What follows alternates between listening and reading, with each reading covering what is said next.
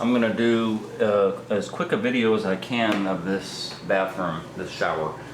This shower has some issues, and I'm gonna stop judgment on that for a few minutes and let you take a look. No sun up in the sky, don't know why. There's no sun up in the sky, don't know why.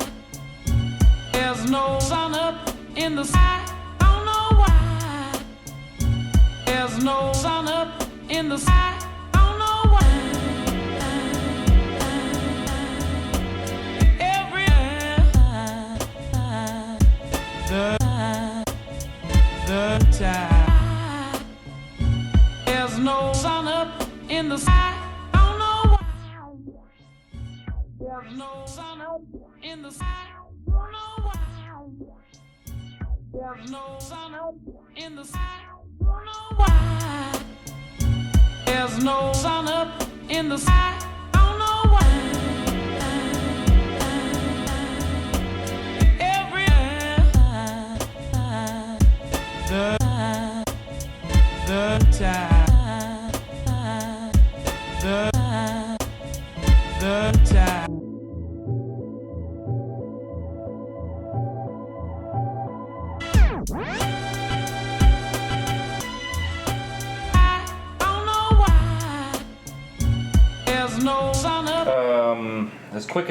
As quickly as I can, I'm going to go over a few things. What I just showed you on here was this buildup. This is a 1950s style house, so typically what they did, of course, this is wood floor, and then they have a buildup of material. They start out with wood slats. Back in the day, had wood slats, and then of course they had tar paper, wire mesh, and then a buildup of mortar. Concrete, if you will, and then the tile set on top of that. So the buildup was pretty thick back in the day, but a lot of that buildup was below floor level over here. So once you take all that material out, now you have probably a gap of about this much, which is fine because everything said and done, this floor should have matched with the new floor material. So you would come in with probably 1/4 inch or 1/2 inch plywood on the slatted boards, and then you would come in with probably 1/4 inch Durarock or even 1/2 inch Durarock, and then the tile on top of that, and now you should be pretty flush, and you were not flush with this. And that's why I showed you up under here all this thin set, the buildup of the thin set. So apparently they put 3/4 plywood on these slats, but then they build up the thin set so high, then they put the tile on top of that. Look at that, we're 1.25 inches, 1.5 inches up from this floor material. And I think I know the reason they did that is, again, you know, you have a cast iron flange for your toilet, and of course, you know, when you take out all that material, you're this high.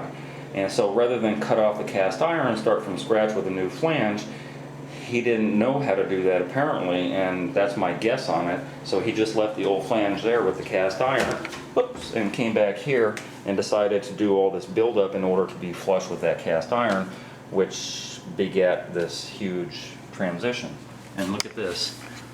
This piece wasn't thick enough, although it's the thickest you can get. So he put hardy backer up under there as a shim, little pieces of hardy backer up there to shim this up higher, and that's just not acceptable. So that's the floor part.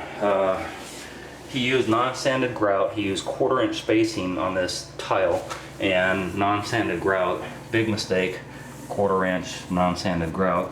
I don't really need to say any more about that. The shower is a mess.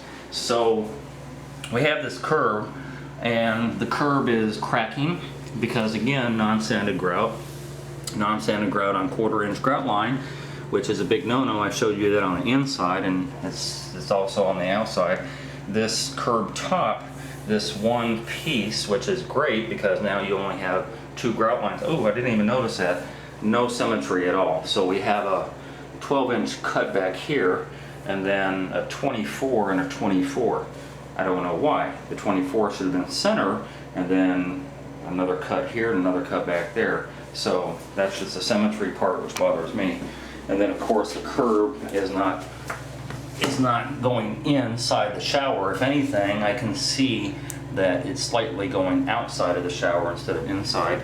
And then here is all these discrepancies with the grout coming out, and the bad tile cuts because of the blade. On top of the fact, look at that huge grout line.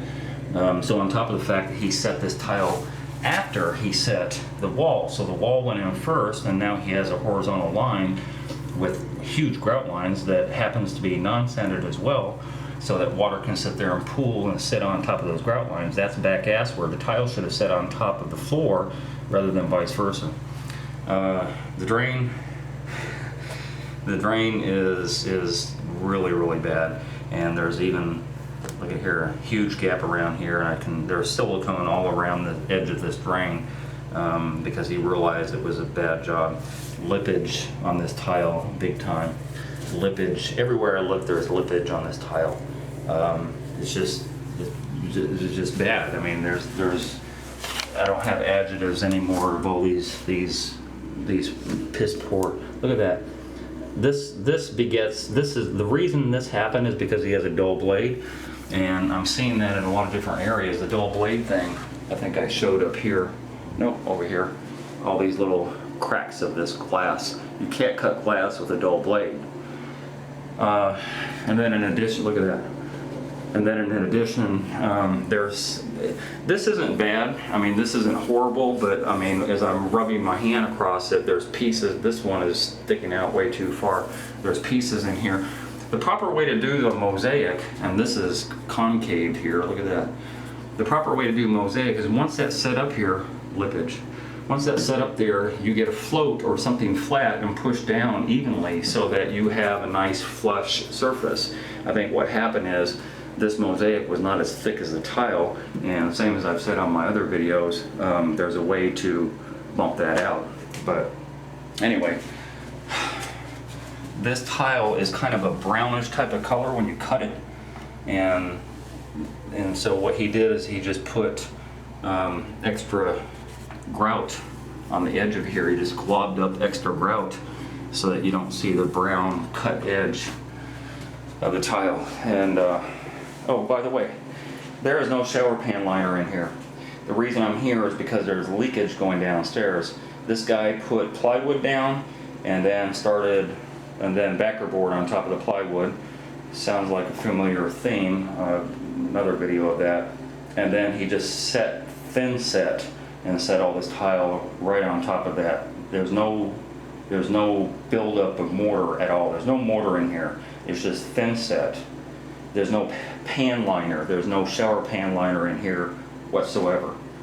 That's why I'm here, is because of that problem. All these other issues are incidental and moot issues because all of this has to come out from this level here. All of this material, one tile up, including all of this, including the curb, and we got to take the shower doors, all that has to come out, and this whole thing has to be done over again because the huge gigantic mistake of not putting a pan liner in. So again, all these other mistakes are a little incidental, but I thought I'd point them out. This is a 3-week job that this guy did, and at any given point, if you just go on YouTube and look at some of my videos or other people's videos and see the proper way of doing things, at any point, 3 weeks should not have gone by before. Because when you come into this bathroom, it doesn't look bad. I mean, it's a nice shower, it's a nice design and all that stuff, but it's non-functional. So what difference does it make?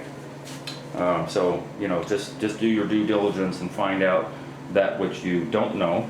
There's too many websites and YouTube and everything to not know as a homeowner some of these things that are extremely important to know. I'm not saying don't trust your tiler, just make sure he's a tiler. This guy did an okay job doing tile, an okay job doing tile, but he is not a contractor to build showers, and he should know that, and you should know that as a homeowner. In the sky, I don't know why. There's no sun up in the sky. There's no sun up in the sky. I don't know why. There's no sun up in the sky.